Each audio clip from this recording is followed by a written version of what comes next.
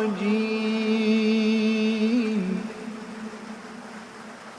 بسم الله الرحمن الرحيم.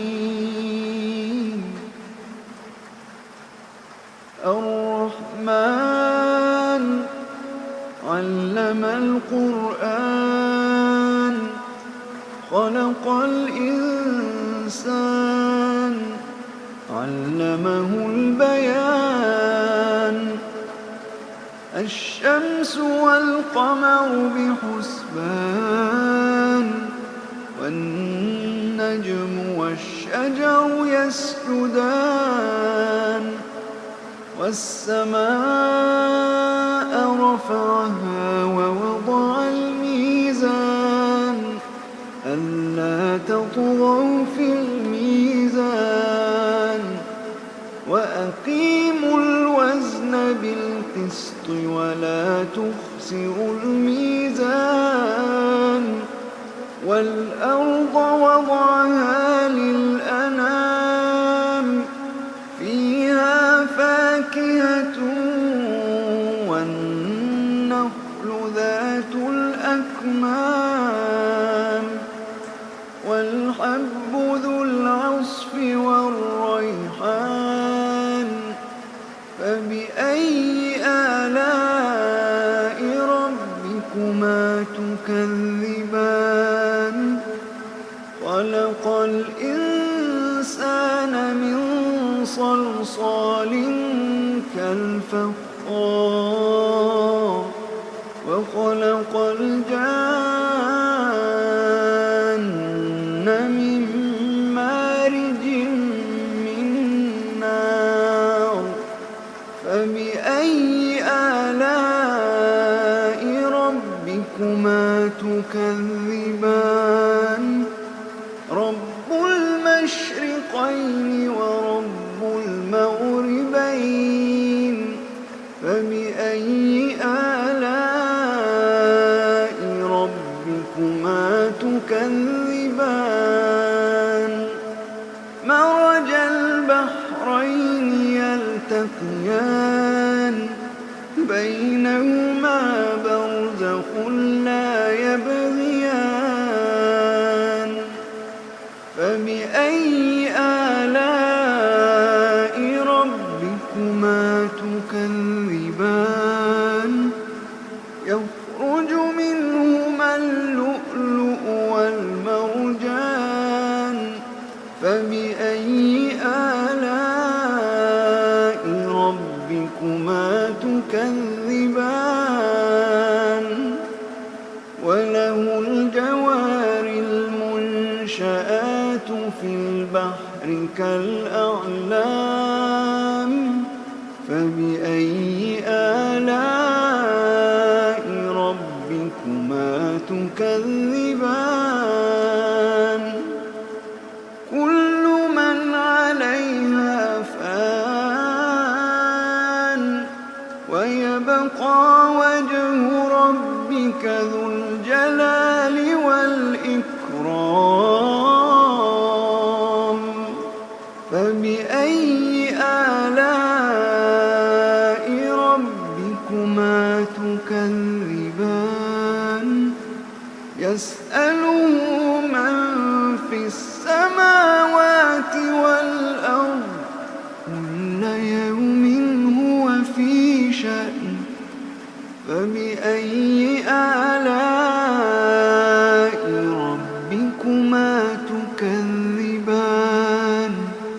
سنفرغ لكم أيها الثقلان. فبأي آلاء ربكما تكذبان. يا معشر الجن والإنس إن استطعتم أن تنفذوا من أقطار السماوات والأرض فانفذوا لا تنفذون إلا بسلطان. فبأي آلاء ربكما تكذبان يرسل عليكما شواظ من نار ونحاس فلا تنتصران فبأي آلاء ربكما تكذبان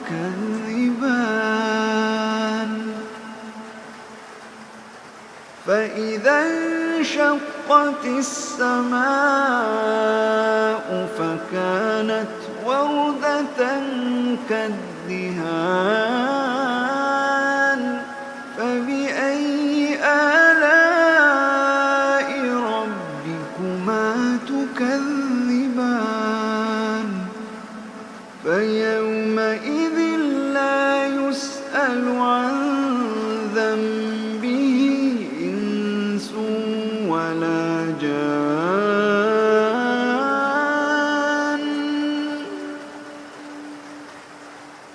فبأي آلاء ربكما تكذبان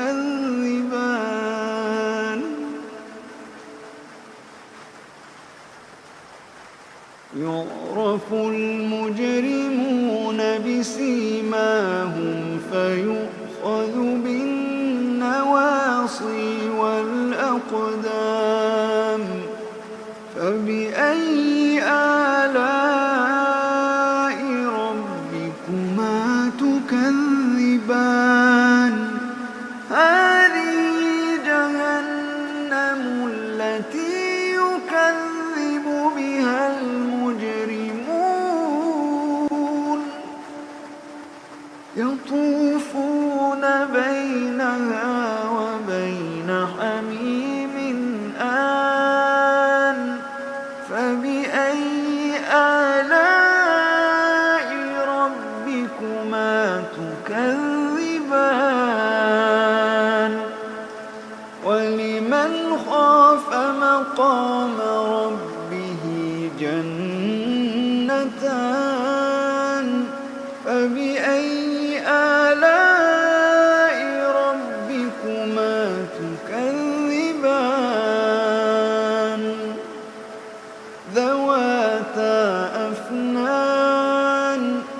ذواتا أفنان فبأي آلاء ربكما تكذبان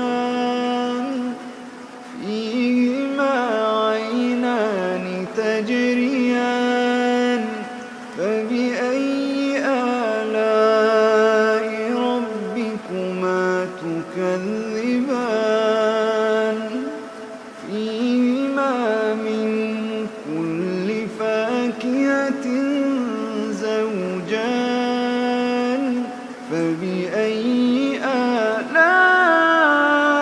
ربكما تكذبان متكئين على فرش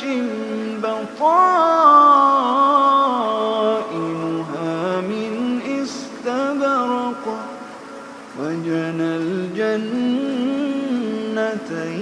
دان فبأي آلاء ربكما تكذبان فيهن قاصرات الطرف لم يطمثهن إنس قبلهم ولا جان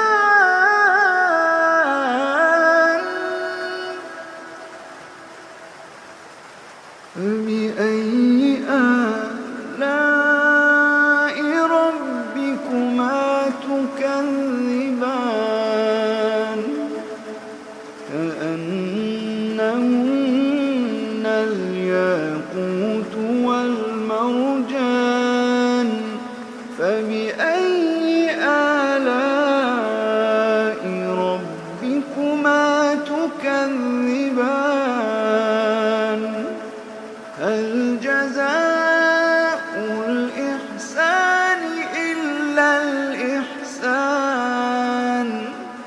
فبأي آلاء ربكما تكذبان ومن دونهما جنتان فبأي آلاء ربكما تكذبان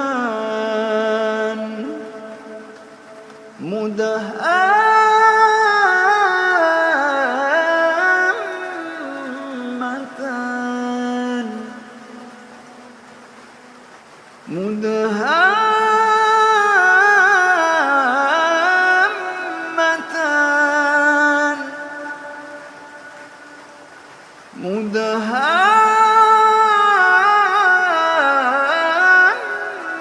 مدهامتان فبأي آلاء ربكما تكذبان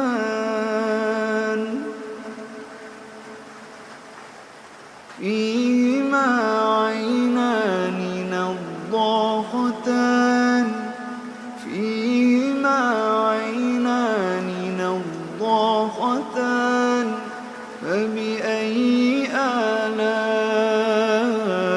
ربكما تكذبان فيهما فاكهة ونخل ورمان فبأي آلاء ربكما تكذبان فيهن خيرات حسان فبأي آلاء ربكما تكذبان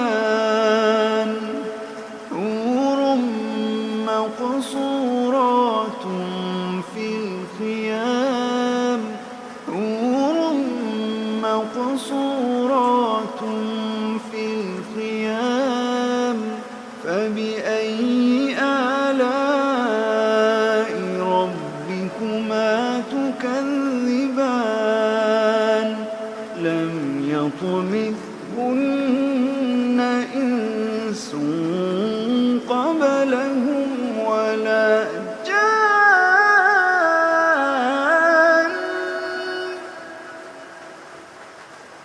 فبأي آلاء ربكما تكذبان متكئين على رفرف خضر وعبقري حسان فبأي آلاء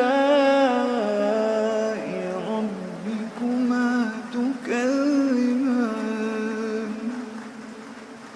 فبأي آلاء